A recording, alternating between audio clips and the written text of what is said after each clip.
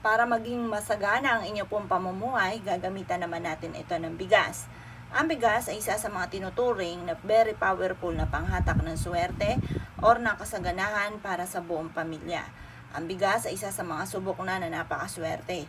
Kaya kung ikaw ay nais nyo na swertihin, huwag ka na magpatumpik-tumpik pa, gamitin mo ang bigas upang sa ganon, higit na lumebel up ang swerte. Ganito lamang po, gawin nyo po ito ng Tuesday or Friday. Pero kung ikaw ay abala sa mga ganyang araw, ay gawin mo ito na kahit anong araw. Basta alas 7 ng umaga mo ito gagawin at haharap ka sa gawing silangan. Ngayon, hindi mo naman kailangan lumabas ng bahay ninyo at umarap sa gawing silangan. Kahit nasa loob ka lamang, basta alamin mo lamang kung nasa na silangan ninyo, doon ka haharap. At pagkatapos ay kumuha ka ng isang mangkukan na bigas.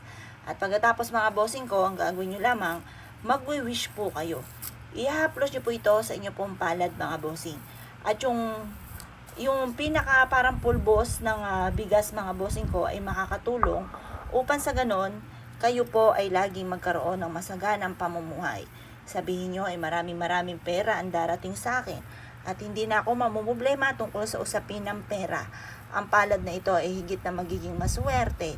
Lahat ng aking mahahawakan ay lalong dadami, lalo na ang pera at maging sa usapin ng pagkain. Ganon mga bossing. Ngayon pa mga bossing ko, masaganang pamumuhay ang dulot ng bigas na ito. Kailanman ay hindi na ako mamumblema tungkol sa usapin ng pera.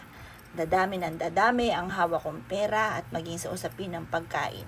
Magkakaroon kami ng masaganang pamumuhay.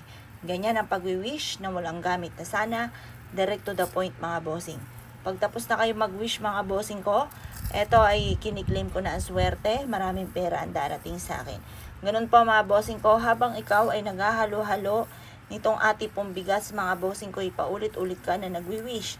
At pagkatapos nyo pong maghalo mga bossing ko, ang gagawin nyo lang, kiniklaim ko na ang swerte, maraming pera ang darating sa akin. At pagkatapos ay bilid nyo to sa sinag ng araw. Ilagyan nyo po ito ng 1 linggo mga bossing. Ang pagbibilad hanggang alas 8 lang ng umaga.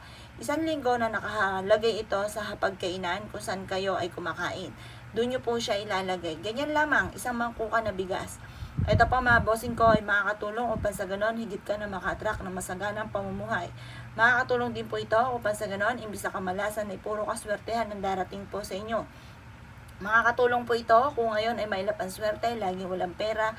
Tutulungan ka nito para mas maging magaan naman yung dani ng swerte at puro kaswertehan ang darating po sa inyo. Proven po ito mga bossing. Kaya ako'y kinaniwala at naisyo po itong gawin. Huwag ka na magpatumpik-tumpik pa. Subukan niyo po ito at kayo mismo ay maa-amaze sa dami ng mga blessing na darating po sa inyo. Ngayon pa mga bossing ko, basta positive lamang kapag ginawa niyo po ito. Araw-arawin na pagsasabi ng mga magagandang salitain, kalimutan ng mga pangit na salitain. At yan po mga bossing ko, mapapansin po ninyo na palagi kang buenas, laging masagana ang pamumuhay. May mga blessing na dumarating na hindi inaasahan ay kakayaman po pala ninyo. Kaya ako'y kigagawa, asya. Good luck po sa inyo po lahat.